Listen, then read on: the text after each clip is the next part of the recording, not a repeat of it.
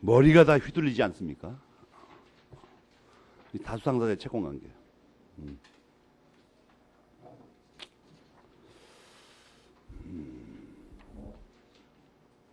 공부를 할 때는 그리고 사탕을 엄청 먹어야 돼요.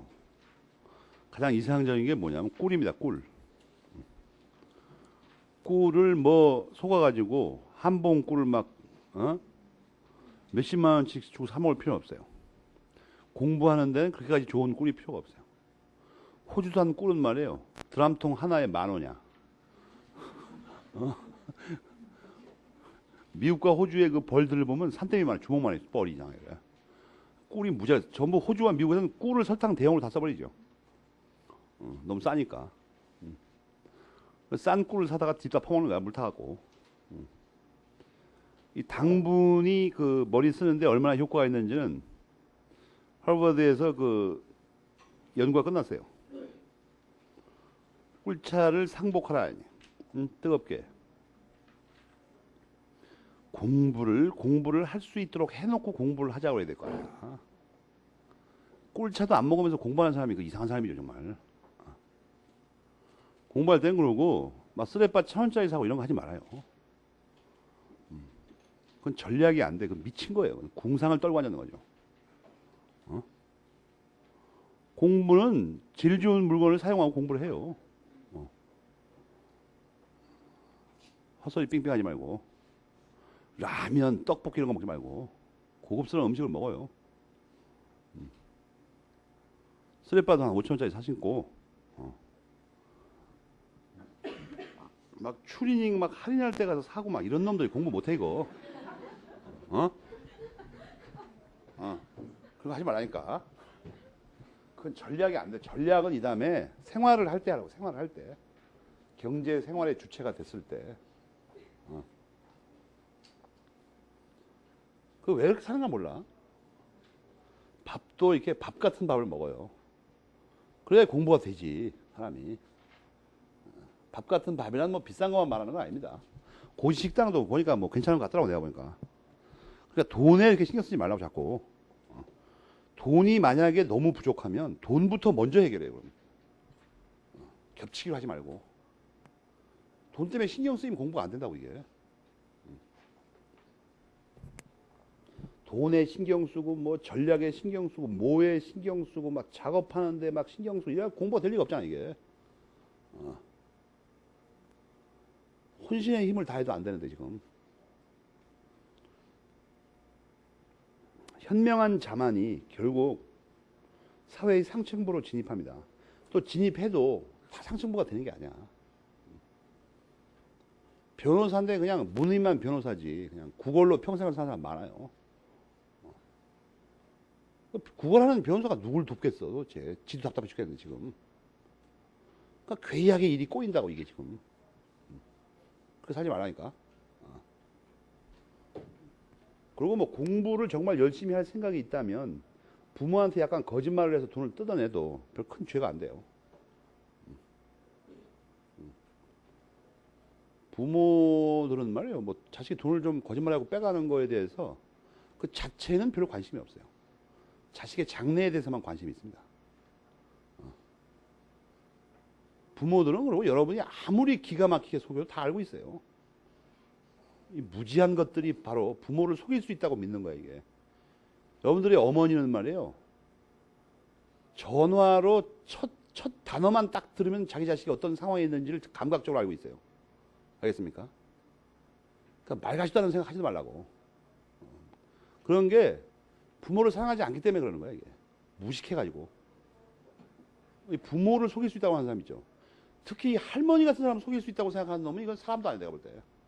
무식해. 그런 놈 공부해봐 소용이 없어요. 딴 거에 빠릅니다. 조폭 같은 데 들어가요, 그냥. 할머니가 대부분 이렇게 마음이 좋고 이렇게 얼빵하게 보이지 않습니까? 그죠? 텔레비 광고도 잘 일 못하고. 근데 할머니들은 후손에 대해서는 거의 초인적인 능력을 갖고 있어요. 이상하게. 그러니까 감탄사나 신음소리만 들어도 자기 후손에 대해서는 전 과정을 꿰뚫고 있다고. 그런 걸 모르는 자들이 인생을 함부로 허비한다고. 그런 걸 잘 알아야 돼요. 그런 걸 바로. 그게 삶의 지혜라는 겁니다.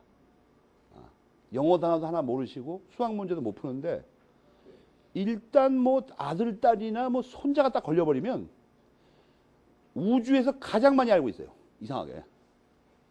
믿을 수 없는 부분까지. 그런 걸 안다, 그런 걸. 연대 채무의 대내적 효력도 이게 중요한 건데, 이것도 뭐 그 오늘 나눠준 표를 보면 그냥 꿰뚫을 수 있는 거야. 구상관계가 어떻게 되나, 이거. 구상관계. 그죠? 별거 없어, 표를 보니까.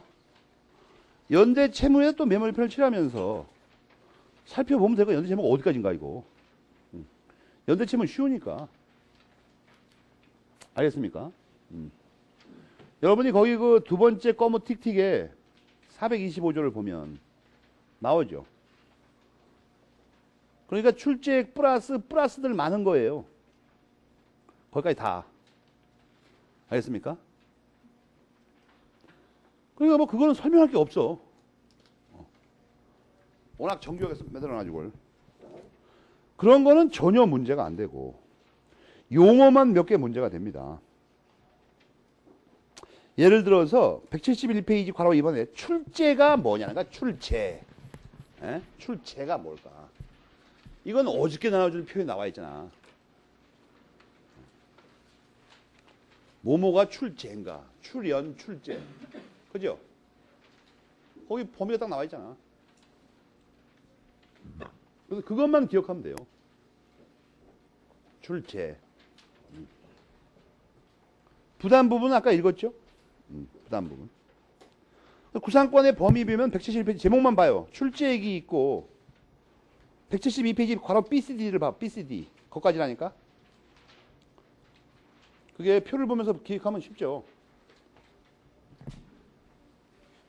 면책된 날 이후에 법정이자 필요비 손해배상 딱 나오잖아. BCD.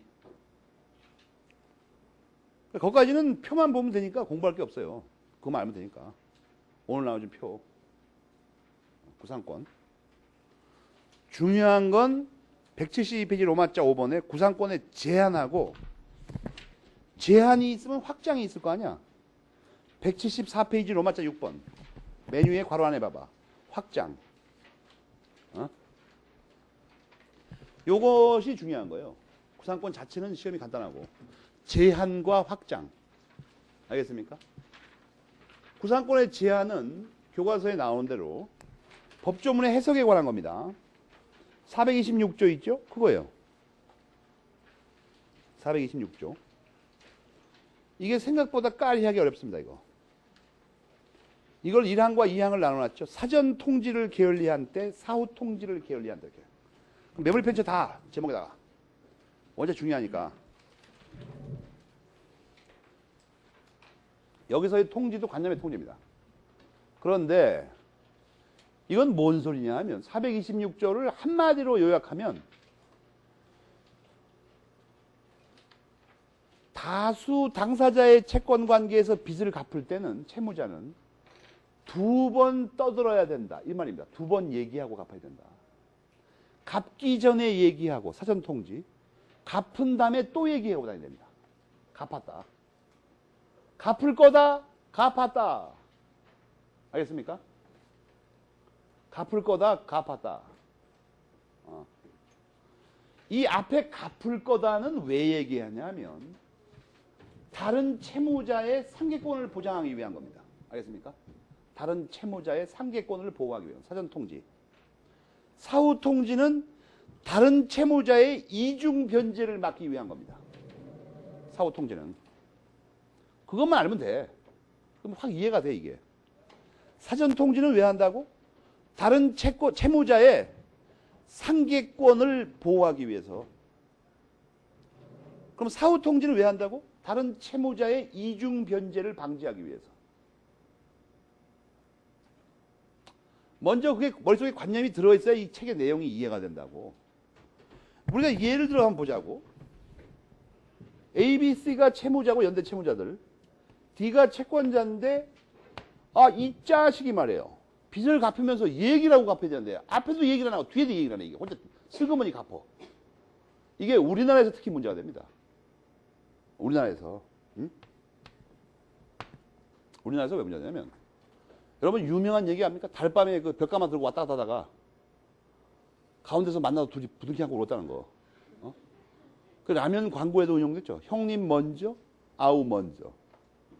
그것이 우리가 미덕으로 수강되다 보니까 우리 실제로는 안 그러는데 우리나라 사람만큼 잔머리 쓰고 그런 사람이 없는데 일단 얘기책이 그렇게 나와. 그러니까 좋은 일을 소리 없이 한다는 거야. 그렇다면 이게 문제가 돼요. 이 B가 셋이서 연대 채무를 부담하면 둘이 셋 다 친구야. 아유 자식들이 이거 조용히 말이 없는 거 보니까 90만 원이 채무 갚기가 어려운가 보다. 생활고 이놈은 일찍 결혼해서 처자가 먹여 살기 힘들고 이놈은 고시원에 들어가 있다고 그러는 거 보니까 돈이 없겠지. 그래서 내가 좀 직장에도 다니니까 친구들을 위해서 내가 그렇다고 이까지 추접하게 친구지간에 돈 내가 먼저 갚아주는 건데 이걸 생색을 내기도 그렇고 그냥 조용히 갚습니다. 갚아. 조용히. 이럴 확률이 높다니까 우리나라에서는. 이렇게 하면 안 된다는 거야. 이렇게 하면. 그것 때문에 이게 특별히 이게 페이지 양이 많죠. 설명이. 조문 하나밖에 안 되는데. 응? 그것 때문에 문제가 돼 이게.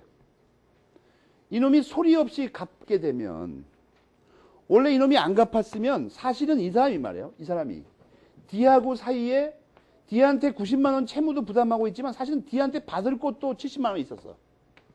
어? 그 이놈이 안 갚았더라면 이놈이 상계 이래가지고 20만 원이 줄 뻔했는데 이 자식이 말도 없이 갚아버려가지고 상계라는 게 이게 나중에 배우겠지만 채무자의 단독행위로 간단하게 얘기합니다. 그냥 까. 누가 뭐 보통 사람이 뭐 상계 이렇게 말 안 해 절대.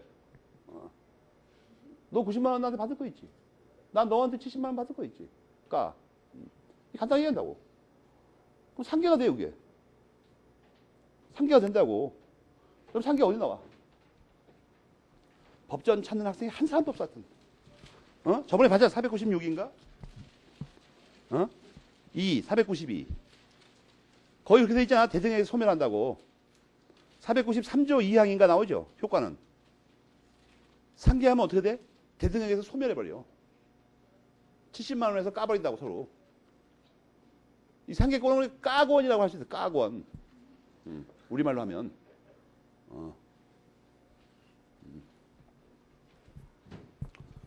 그리고 이 상계권이니까 사실은 어떻게 보면 말 한마디로 대등에서 채무를 소멸시키니까 굉장히 재밌는 사건이야 이게. 그래갖고 사실은 C가 그걸 벼르고 있었어 원래 며칠 전부터. 오늘 한번 민법 시간에 배운 상계권을 한번 행사해보자. 그러면서 사전에 미리 준비하고 있어서 형성권이라고 했죠. 그 집에서 막 내일 상계하려고 형성권의 6가지 특징을 50번이나 써보면서 공부를 열심히 하고 있었다고. 그리고 막 해보려고 하는데 하려고 했더니 뭐냐면 B가 D한테 가서 있어요. 까자. D가 막 비웃는 웃음을 웃으면서 다 갚았는데 뭘 까기는. 무지성질하죠 이 사람. 인생 상계권이라는 게 여러분 인생에서 한 번이나 두 번밖에 사용 못해. 상계권 날마다 하는 게 아니야. 날마다 하는 게 아니야 이게. 자기 인생에 보통 사람이 한 번이나 두 번밖에 기회가 안 와. 그래갖고 그걸 고대하고만 미리 연습하고 50번씩 쓰고 그랬는데 이 새끼 이거 말도 없이 갚아가지고 일단 상계권 날라갔어 지금. 상계권 미친 사람 돼버렸어. 그래갖고 상계하느라 아침에는 막 목욕도 하고 모스도 바르고 그리고 막 날라리알도 식초에 타가지고 2개 먹었어. 까라는 바람이 확 들리게. 뒷산에서 밤새도록 연습한 거야고. 동네 사람이 다 욕을 했어. 그냥 뭘 까. 그래갖고 아침에 찾아가갖고 딱 이랬는데 깔리는 목소리로 D가 그냥 비웃으면서 다 갚았어 줄게. 누가요? 네 친구가. 그날 그냥 이 C 말이에요. 화장실에 들어가가지고 그냥 벽을 치며 울면서. 친구가 아니라 왼수야 이거 왼수. 상계권 한번 행사해보라고 했더니. 그래서 미리 말하고 갚으라는 거야. 알겠습니까? 친구의 그 상계권 행사를 막지 말라는 거야. 남의 앞길을. 그게 어디 나오냐면 172페이지 맨 밑에 문단 읽어봐 빨리. 선생이 혹시 과장해서 말한 거 아닌가? 172페이지 맨 밑에 문단. 친구의 상계권 행사를 막지 마. 알겠습니까?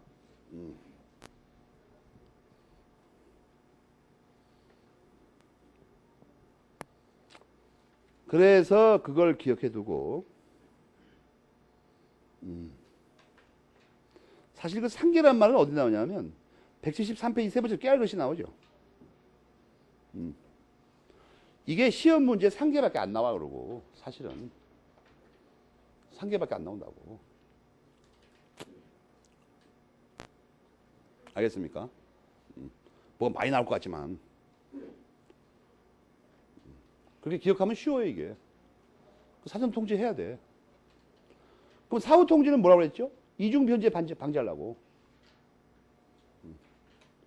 갚을 거라고 막 떠는 거야 그 놈이. 근데 그 사람이 말이 없어 이상하게. 갚을 사람도 소출하더니 B가 예를 들어서 그냥 갚을 거라고 떠들어다니까 내가 갚을 거야 걱정하지 마 내가 갚을 거야 막 그래서 며칠을 그러는 거야 이상하게. 그 다음에 너무 지겨우니까 갚어 그러면 그렇게 성질은 냈지만 갚으면 갚기 전에 말했으니까 갚은 다음에 말할 거라고 생각했죠. 아, 근데 말이 없는 거야 이상하게. 근데 우리나라 사람은 그걸 어떻게 생각하냐면 대놓고 물어보면 되죠. 너 임마 그 며칠 동안 갚는다고 솔직히 갚긴 갚았어 정말? 이렇게 하면 되는데 착한 사람이 많다는 거야. 우리나라 사람이 이 58년도 이 민법 만들 때는 착한 사람이 많았어요. 지금은 거의 없지만. 그래가지고 뭐라고 하냐면 다른 친구들 A하고 C가 야 저놈이 오죽하면 친구장에 갚을 거라고 소리 깨끗이 지르고 다니는데 말이 없는 거 보니까 뭔가 피치 못할 사정이 또 생겼구만. 그래서 말 못하고 있구만 지금 보니까. 그래 친구의 고통을 보고 가만히 있는 게 이 도리가 아니지. 내가 가서 갚아줘야 되겠다. C가 가서 갚았어. 그래갖고 D가 말이에요. 아니야 B가 갚았네 이렇게 말을 해주면 되는데 간혹가다 이상한 놈이 있다고. B가 분명히 갚았는데 C가 와서 제가 대신 갚겠습니다 냈더니 고맙네 이거 반선 놈이다 이상하게. 그러면 어디로 가? 필리핀으로 날라버려. 돈 받고. 친구지간에 BD가 친구지간이라면 뭐 액수가 5만 원이니까 필리핀 날려가란 말과 상관없죠. 근데 사업하다가 3억 이러면 문제가 크죠 이게. 문제가 크잖아 지금. 3억만 갚은데 6억 들고 그냥 뛰어버렸어 그냥 필리핀으로. 필리핀은 국가의 통치력이 마닐라 시밖에 안 미쳐. 수천 개의 섬으로 돼 있는데. 무법 천지입니다 거기 사실은. 여러분 한 6억 정도 들고 어디 섬에 가서 큰 섬에 가서 이렇게 앉아 있으면 여러분이 왕이야 그냥. 경찰들 한 100명 다 불러가지고 그 사람한테 1인당 한 100만 원씩 줘버리면 5년간 안 건드릴 거야 아마. 워낙 큰 돈이니까 이게. 무슨 폭풍관에 가는데 말이에요. 그 무거운 짐을 배낭 2개를 갖다가 지고 어떤 사람이 지고 왔어. 근데 반밖에 사이즈가 안 되는 사람이. 그래갖고 나는 야 이게 뭐 8km가 더 걸었거든요. 숲속을. 너무 미안해가지고 이게 한 5만 원은 줘야 되지 않을까? 막 돈을 세고 있는데 옆에 있는 사람이 말이에요. 아 그럼 잘못하면 칼이 제일 좋으니까 돈 많이 줬다고 5천 원만 주라는 거예요. 아 사람이 그래도 저 무거운 걸 여기까지 들고 왔는데 5천 원이 뭐냐고 했더니 그래서 5천 원만 한번 줘보라고 그러더라고. 그래 너무나 이거 미안한 심정에 더더더 떨면서 5천 원 줘봤어요. 한 30분 절을 하더구만. 고맙다고. 근데 물어서 나중에 저 5천 원 가지고 왜 저 가냐고 했더니 화폐가 거기는 엄청나게 외국 돈이 가치가 있어. 그 나라 돈도 그렇고 5천 원이면 한 달을 산다는 거야. 여러분 6억 들고 한번 가봐 섬에. 죽을 때까지 황제처럼 살 수 있어 거기서.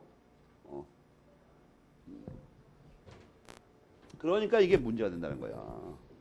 이게 갚은 다음에 말을 해야 될 거 아니야. 말을 갚았다고. 딴 사람이 안 갚았는데 모르고 갚았다고. 그래 가지고 들고 튀어버리면 어떻게 되는 거야. 들고 튀어버리면 이 사람이 원래는 쫓아다니면서 그걸 찾아봐야 되죠. 이놈이 두 번 받아먹고 두 번째 거는 이게 부당이 들어가냐. 아무 원인도 받아왔잖아 이거. 이놈이 괜히 돈 갚아놓고 도망가는 걸 쫓아야 되지 이게. 그렇게 된 이유가 뭐예요? 이놈이 갚고 나서 말을 안 해서 그런 거야. 말을 안 해서. 무슨 말인지 알겠습니까? 그럼 이놈을 어떻게 응징을 해야 되죠. 그렇다고 또 이놈이 뭐 잘못한 것도 아니죠. 사실 빚 갚을 게 있어서 갚은 거예요 원래도. 어느 만큼 응징하냐 하면 예를 들어 생각해봐. 이놈이 빚이 3억인데 3억 갚았다 그러면 이놈들한테 1억씩 받아야 되죠. 부담 부분이 똑같다면. 그렇잖아. 그런데 이 사람이 또 갚았어요, 여기다가. 이건 잘못된 거니까 이 사람이 찾아오고 1억은 줘야 되죠. 그렇잖아, 원래대로 하자면. 근데 이놈이 말을 안 했기 때문에 이 사람 어떻게 한다고? 이 사람이 1억 달라고 그러면, 야, 임마, 내가 너 말 안 해, 또 갚았어. 어? 그러니까, 오히려, 네가 나한테 1억을 내놔, 거꾸로. 내가 갚은 게 유효하다고 보고. 이렇게 할 수 있다는 거야. 그게 이항의 취지입니다. 알겠습니까? 오히려. 그럼 여러분이 궁금한 게 하나 있죠. 이 A는 그럼 누구한테 줘야 되나, 1억을? 이놈도 지가 갚은 게 유효하다고. 이놈도 유효하고.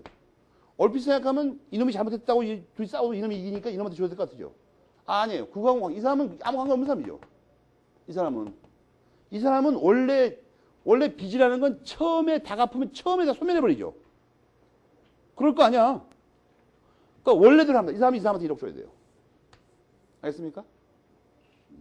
이 사람이 이 사람한테 1억 줘버리면 어떻게 됩니까? 이 사람은 지가 갚은 게 유효하더라도 1억을 지금 준 이유가 내가 잘못하긴 했는데 이 사람이 그렇다면 부당이득을 갖고 있죠. 이 사람한테 1억을 받아내야 돼요. 거꾸로. 지가 알아서. 도망간 놈 쫓아다니면서. 이 사람은 2억만 받아내면 되고. 무슨 말인지 알겠습니까? 그거 읽어봐요. 과연 그런가?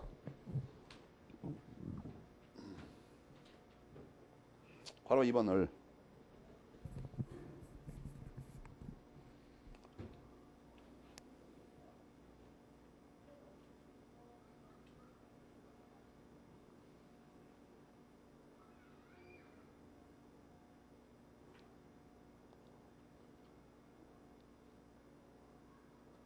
시험 문제도 계산 문제로 나올지 모르니까 정확하게 이해하고 있어야 됩니다. 계산 문제로 낼지 몰라.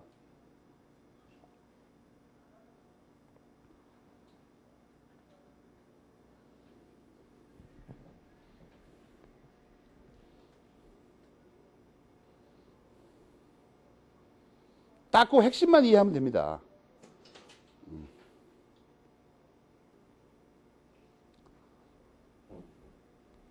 집에 가서 그러니까 괄호 1번, 괄호 2번은 막 숫자를 대입해보면서 자기가 철저히 이해해야 됩니다.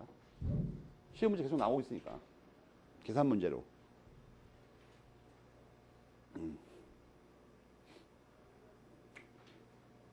알겠죠? 아까 건 어떻게 돼요? 이놈 때문에 상계를 못했죠. 사전 통지를 안 해갖고. 그러면 C는 1이 상계할 걸 1이 상계하면 됩니다. 알겠습니까? 그 대신 왜냐면 이 사람이 상계권을 보호하려고 한다고 했지 아까. 그러니까 꽁 대신 닭이라고 채권자한테 못하는 대신 1이 한번 해봐라 이거예요. 이 B한테 상계 한번 해보는 거야. 까. 아니 여태까지 형성권 특질 50번 쓰고 달걀 먹고 샤워하고 준비 다 했는데 어디선가 해봐야 될 거야 한번. 여기다 대고 한번 해보라고 여기다 대고. 그럼 이 70만 원만큼이 어떻게 돼요? 상계되고 이놈이 이놈한테 그걸 받아내야 돼. 제가 잘못 준 거를. 알겠습니까? 사전 통지, 사후 통지 알겠죠? 여기서 이제 한 가지 문제가 있어요. 뭐가 있냐면 그럼 만약에 이 B가 둘 다 안 하면 어떻게 되는 거예요? 사전 통지도 안 하고 사후 통지도 안 하고 슬그머니 갚아버리면 그게 괄호 3번에 나오죠. 맨 밑에. 그 경우에는 말이에요. 그 경우는 어떻게 되는 거예요? 이 경우에는 원칙대로 제 첫 번째 출제 행위만이 유효합니다. 그렇다면 몰래 갚은 것이 좋다 이거예요. 알겠어요? 그것만 유효하다. 제1의 출제 행위라는 게 맨 먼저 B가 갚은 것만 얘기하는 거 아니야? 이 경우엔 그러니까 426조를 적용하지 않는다는 거죠. 아예. 책에 이렇게 써 있잖아. 426조를 적용하지 않는다. 그러니까 여기서 두 가지 교훈을 얻을 수 있죠. 연대 채무자가 돈 갚으려면 두 번 떠들든가 한 번도 말하지 말든가 둘 중에 하나 택해야 됩니다. 알겠습니까? 아예 소리 소문 없이 갔든가. 알겠죠? 그러니까 갚기 전에만 말한다든지 갚은 다음에만 말하면 안 된다고. 그러니까 두 번 다 말하든가 아무 말도 하지 말든가. 알겠습니까? 이게 제한입니다. 구상권이 제한받죠. B쪽에 구상권이 제한받잖아. 근데 이제 구상권의 확장이라는 건 또 뭐냐, 이게. 이것은 또 이걸 알아야 돼.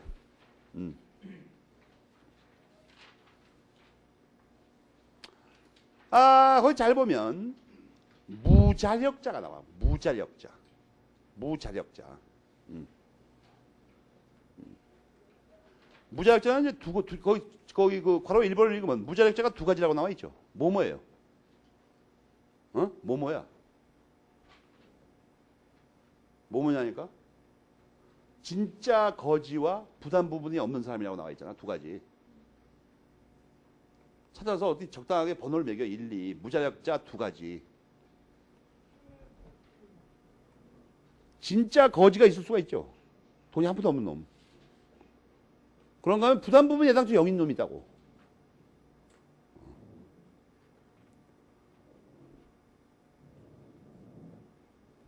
알겠습니까? 무자력자. 무자력자도 사실은 제대로 공부하려면 앞에서 무자력의 의미를 배웠죠. 무자력의 의미를. 그거 다 떠올라야 됩니다. 우리가 채권자, 대위권, 채권자, 취소권 배울 때 무자력이 나왔었잖아. 한자가 똑같잖아, 지금. 무자력에 두 가지가 있다. 이게. 그럼 뭐를 어떻게 한다는 거냐? 여러분이 이걸 책을 외우려고 하지 말고 상식적으로 한번 생각해봐. A, B, C가 있는데 친구인데 C가 이게 A, B라고 할까? B가 이게 왕거지야. 왕거지. 아니, 부담 부분이 0이거나. 거지야, 이거. 돈 한 푼도 없어, 이거. 그러면 잘 생각해봐. A가 90만 원 갚았는데, 원래 부담 부분이 있을 때 거지인 경우를 한번 보자고. A가 뭘 갚았는데? 이렇게 상환받고, 이렇게 구상받아야 되는데, 거지야. 그럼 이게 어떤 결과가 되냐면, 오히려 채무자 중에서 성실하게 먼저 갚는 놈이 손해를 보게 돼, 잘못하면. 무자력자 걸려있으면. 가만히 있는 놈은 이익 보죠. 가만히 있는 놈은. 지 부담 부분만 싹 내놓으면 끝이야. 이걸 가만 놔두면 누가 빚을 갚아 도대체. 설치고. 이 무자력자로부터 구상 못 받을 위험을 먼저 갚는 놈이 부담한다면 어떤 놈이 빚을 갚겠어. 그렇잖아요. 가만히 있지 그냥 끝까지 버티고. 그래 이걸 가만 놔두면 안 된다고 이거 절대로. 할 수 없다는 식으로 가만 놔두면. 이 거지가 부담해야 될 걸 부담 부분 비율대로 이게 나눠서 부담하는 게 정상이죠. 그래야 맘 놓고 빚을 갚지 이거 답답해 살겠어 이거. 그래서 이 무자력자의 부분을 나눠서 부담한다 이거예요. 알겠습니까? 그럼 여기서 90만 원 갚으면 원래 30만 원 받을 뻔했죠. 그럼 어떻게 부담하는 거예요 구체적으로? 이놈한테 45만 원 받고 땡이란 얘기죠. 또 15만 원은 지가 부담해야 되니까. 그래야 공평할 거 아니야. 그거야. 이게 아무 말도 아니고 그거라고. 중요한 거는 부담 부분이 0인 경우가 포함된다고 그랬죠. 부담 부분이 0이 되는 경우. 무조건 다 포함하는 게 아니고 채권자 때문에 부담 부분이 0이 돼야 됩니다. 또 한 가지 경우는 채권자 때문에 부담 부분이 없어지는 경우가 뭐라고 그랬죠? 부담 부분이 없다가 무슨 말이라고 그랬을까? 주관적 공동관계가 없다니까? 알겠어요? 주관적 공동관계가 없으면 뭐가 된다 그랬어? 분할 채무가 된다고. 그놈은. 그런 경우가 어떤 경우야? 연대 면제한 경우야. 연대 면제하는 거. C를 갑자기 연대 면제해버렸어. D가. 이 분할 채무를 융합해버려 이게. 부담 부분이 없어진다고. 구상권도 없어지죠. 다 없어져버려 이게. 그럼 이때도 문제가 생겨버리죠. 이때도. B라고 해야 되구나. 조금 아까 B를 예를 들었으니까 이해하기 좋으니까. B를 연대 면제해버리면 B가 이 분할 채무가 되고 부담 부분이 없어져버려. 제로. 그럼 마찬가지 위험이 생기죠. 이때는 말이에요. 이때는 이렇게 된 이유가 뭐냐면 D 때문에 그런 거죠. D가 연대 면제를 하는 바람에. 그러니까 거기 보면은 괄호 2번입니까? 괄호 2번 174페이지. 거기 어떻게 한다고 돼 있어요? 응?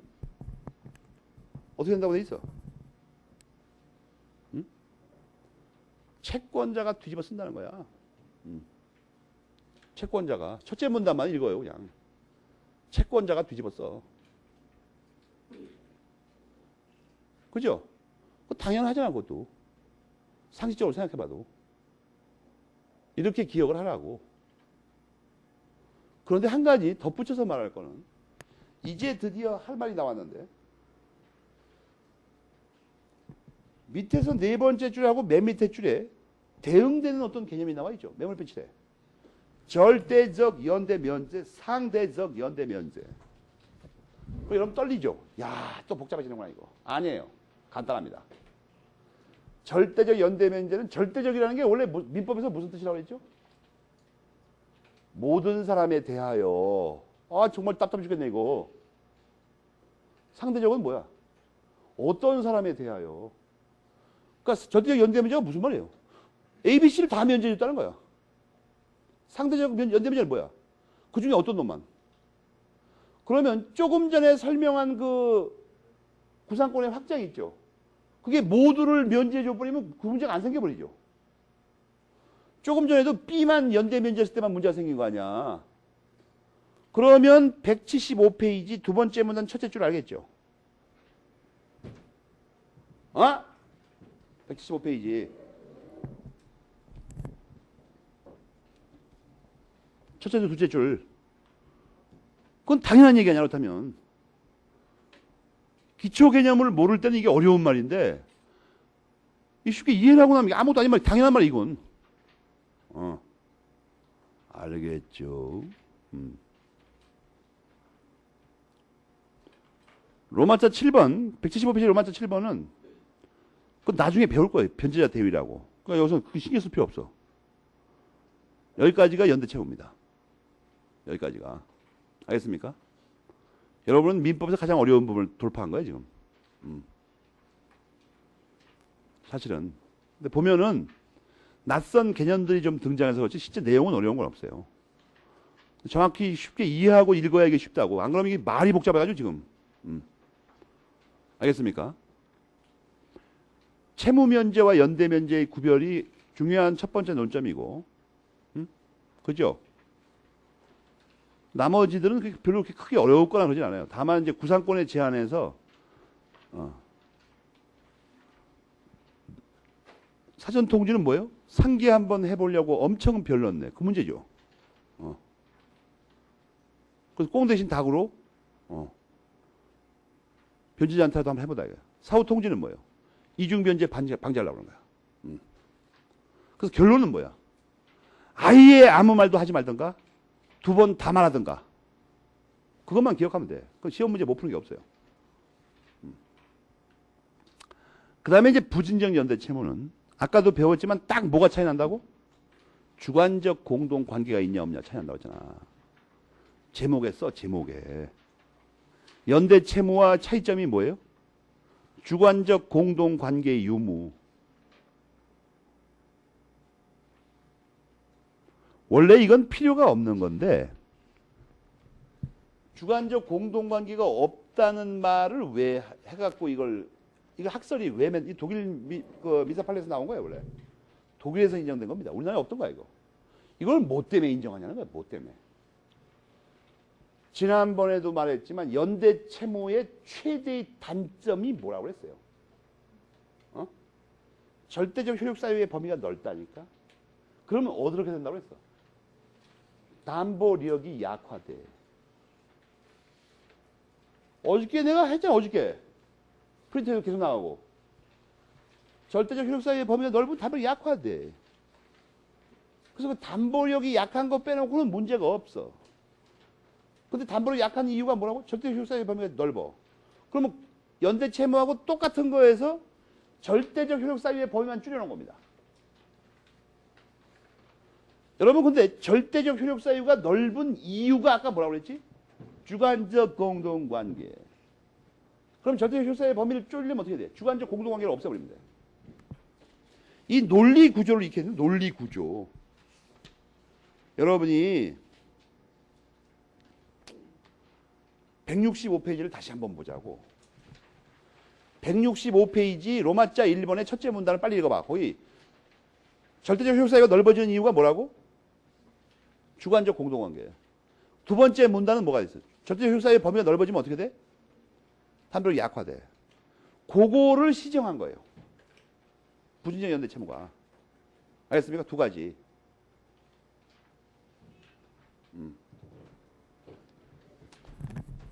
부진적 연대 채무 쪽에 다시 한번 그리자고 우리가. 이거 정확히 알아야 되니까. 정확하니까. 주관적 공동관계 있어. 이러면 어떻게 돼? 이러면 담보력이 약화돼? 아니에요. 절대적 효력사유의 범위가 넓어져. 그죠?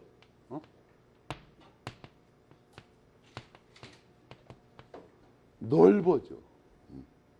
알겠죠? 절대적 효력사유의 범위가 넓어지면 어떻게 돼? 담보력이 약화돼. 그죠? 담보력이 약화된다고.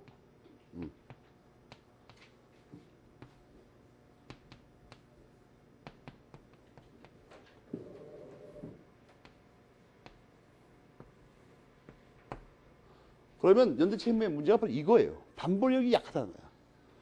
이게 채권담보 기능을 하는데 담보력이 약화되면 안 되죠. 이걸 어떻게 고칠까 생각해봤어. 무식한 자들은 어떻게 합니까? 여기를 갑자기 고쳐버려. 강자를 고쳐버려 이걸. 강화돼 이렇게. 그러면 안 돼. 그럼 안 된다고. 이렇게 된 원인을 찾아서 최초의 원인을 제거해버려야 되죠. 그래서 거슬러 올라가 봤어. 여기에 도착했어. 이걸 약 강하려면 어떻게 돼요? 이거를 없애버려야 돼. 주관적 공동관계를 죽여버려야 돼, 이걸. 이게 원흉이야, 보니까. 근본 원인이. 그래서 이걸 없애버렸어. 이걸 없애면 어떻게 돼? 이게 좁아져. 그죠? 그럼 어떻게 돼? 이게 강화돼. 그거라니까, 지금 그게? 부진적 연대 채무. 이게 말이 되게끔 이해해야 될 거 아니야, 이게. 뭘 단방 외울 게 아니고. 어디서 문제 낼지 모르니까. 알겠죠? 176페이지 두 번째 문단은 역사적인 겁니다. 독일에서 훔쳐온 거야, 이거. 그죠? 176페이지 두 번째 문단을 보면 독일에서 훔쳐왔다. 이렇게 돼 있죠.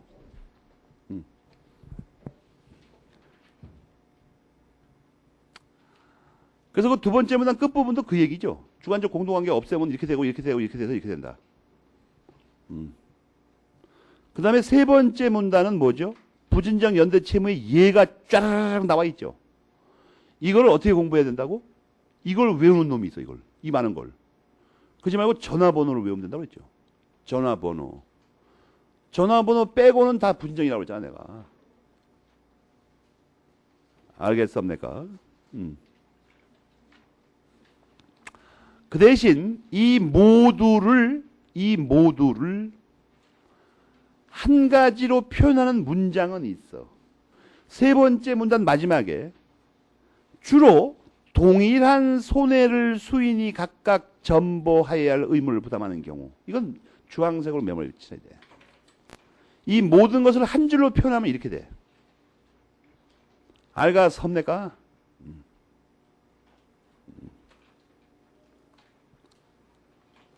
그런데 효력은 똑같아. 아까도 말했지만 이게 원래 목표하는 바가 뭐였었어요? 절대적 효력 사유의 범위만 줄이는 거였었죠. 그렇잖아. 그래서 절대적 효력 사유의 범위 다르겠죠, 연대 채무하고. 근데 이걸 줄이기 위해서 어떤 무시한 짓을 했어요? 이것만 줄이지 않고 이걸 없애버렸어, 이걸. 주관적 공동관계. 주관적 공동관계는 이거 말고 딴 게 걸려있죠. 딴 게 걸려있잖아, 이게. 뭐가 걸려있어? 이게 부담 부분이 없어져, 갑자기. 그죠? 그래갖고 어떻게 돼? 구상관계가 없어져. 정말로 그렇게 됐어. 없어졌다고. 그런데, 원래 이것만 줄이는 게 목표지, 원래 이쪽 건 아니었었죠. 구상관계는 원래 목표가 아니었잖아. 그러니까 이게 없어졌어, 그 바람에. 그러니까 이거에 대신할 만한 걸 갖다 끼워놨어. 부담 부분에 의한 구상관계 말고 과실 비율에 의한 구상관계를 대신 끼워놨어. 급한 대로. 과실 비율. 원래 구상관계는 부담 부분이 있어야 된다고 그랬죠. 그렇잖아. 근데 주관적 공동관계가 없었으니까 부담 비율 없을 수밖에 없죠. 그러니까 그건 뭐 부담 배분대는 못해. 그러니까 과실 비율을 대시받아 끼웠어. 의적으로. 알겠어요? 과실 비율. 오늘 나눠준 판례를 보자고. 과연 그럴까?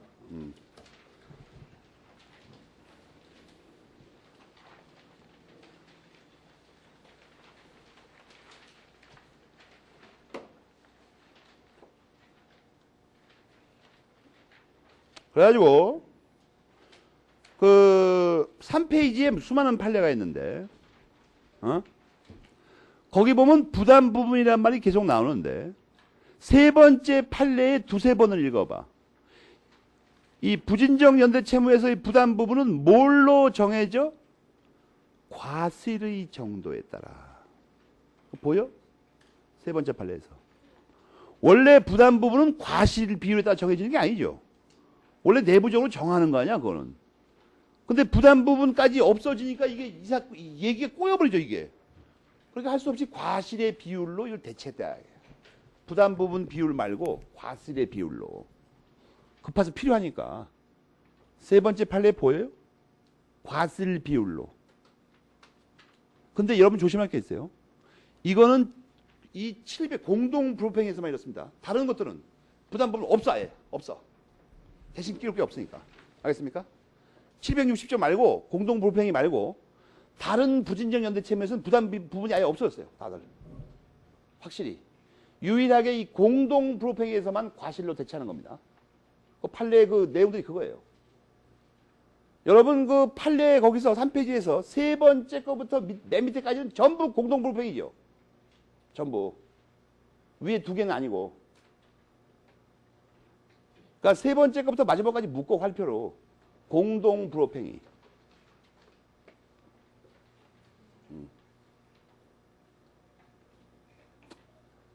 거기 있는 내용이 다 나오죠. 다 나와. 거기 있는 내용들이. 알겠습니까? 판례에서.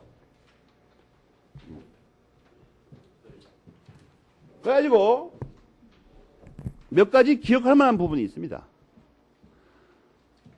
나머지는 별 큰 문제가 없는데 이 과실 비율에 의한 건 예외적으로 급해서 인정한 거라고 그랬죠. 이걸 그러니까 인정하지 않을 수가 있습니다. 밑에서 두 번째 판결, 밑에서 세 번째 거 있죠. 그러니까 밑에서 세 번째, 두 번째 거, 그 별표 하나씩 해놓고 이거는 인정하지 않을 수도 있다는 걸 밝힌 겁니다. 그러니까 억지로 맞춘 거니까. 알겠어요? 그 판례의 끝부분들 보면 알겠죠. 구상관계를 제한하거나 인정하지 않을 수가 있다고.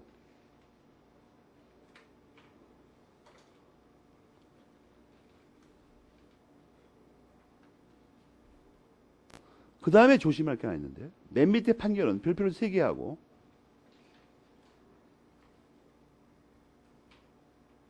별표를 3개 하세요. 이것도 그 위에 거와 마찬가지인데 부분적으로 제한할 수도 있습니다. 거기 보면 그 사례가 뭐냐면 민간인이 공무원과 공동불호평이 하는 경우입니다. 알겠어요? 민간인과 공무원이 한꺼번에 저거하는 경우. 군인하고 민간인하고 지나간 사람 반 죽여놨어. 지나간 사람. 그러면 이게 얼마나 웃기냐면 거기 잘 읽어보면 공무원에 관한 거는 국가배상법 때문에 구상권이 인정 안 돼요. 현재 이거 헌법재판소 결정문도 있습니다. 이 판례가 그걸 뺏긴 거예요, 그냥. 알겠어요? 그 헌법재판소 결정 때문에 국가배상법이 개정됐죠, 그래갖고. 근데 이 판례도 나온 거예요. 제한된다, 이거예요, 부분적으로. 여러분 생각해도 밑에 세 개의 판례는 시험에 낼 것 같지 않습니까? 뭐, 까리하니까, 이거. 그런데 이제 여기까지는 이게 표준적인 견해고, 현재 학설에서 시도하는 것 중에 재밌는 학설이 있는데, 아예 공동 불호평에서 예외적으로 구상관계를 인정하지 말자는 겁니다. 그럼 이게 딱 떨어져 버립니다. 이게 복잡하게 설명 안 하고. 왜냐하면 다른 데서 하나도 인정 안 하면서 왜 공동 불호평에서 갑자기 인정을 하고 속을 쓰겠냐, 이상하게 복잡하게 말을 만들고. 이렇게 복잡하게 할 바에는. 그러나 여러분 시험 봐야 되니까 이 판례 태도를 기억해야 됩니다. 세 가지 특히. 나머지 이렇게 어려운 게 없고. 공동 불법행위라는 건 여러분이 공범 있죠, 공범. 방위의 공범을 다 포함하는 거예요. 공동 정범, 교사범, 종범 다 포함하는 겁니다. 나중에 이제 불법행위에서 배우는데 이 경우에는 이 분쟁 연대 채무로서 이게 문제가 된다는 거예요. 하여튼 전화번호는 외워야 됩니다. 연대 채권은 말이에요. 연대 채권은 이건 민법에 없는 거예요. 이거 거기 써 있죠, 교과서에. 그러면 설명도 거의 없어. 없다고 보면은 시시껄렁해 이거. 알겠습니까? 그리고 시험에 뭐가 나냐 하면 말이에요. 맨 밑에 줄에 잘 모를 때는 연대 채무 규정을 유추한다. 이거 있죠. 그것밖에 시험에 안 나. 별로 실제에서 쓰지도 않아 이거. 이런 거 본 적이 없어 난. 연대 채권. 학설로 이론상으로만 만들어 놓은 거야 그냥. 만들어 놓고 시험에 안 내면 이상하니까 연대 채무의 규정을 유추한다. 그것만 내 이상하게. 서로 창피하니까. 여기까지가 연대 채무고 내일 보증 채무를 본다. 보증 채무. 알겠습니까? 여러분이 한 가지 조심할 게 있는데 지난번에 말이에요. 손해배상 청구권과 본래의 급부와의 동일성을 공부한 적이 있죠. 동일성. 그걸 아주 철저히 복습해야 됩니다. 왜냐하면 여러분이 179페이지 괄호 2번을 보면 똑같은 글자 또 나와 이거. 또 나와. 동일성 이거 무지하게 속색해. 채권법에서 이거. 여러분 이게 채권법에 나왔다고 생각하죠 지금. 여러분 총칙에도 나오죠 동일성. 동일성 이론이 총칙에 어디 나와? 어디 나와? 설립 중의 법인과 설립 후의 법인에 나오죠 동일성 이론. 동일성이 이게 참 속색이는 거야 이거. 그러니까 지난번에 그 동일성 세 가지 있죠. 뭐예요? 종시전. 그 부분을 아주 달통하게 100번쯤 읽고 오라고. 100번은 너무 심한가? 10번 정도. 오늘 여기까지 하겠습니다.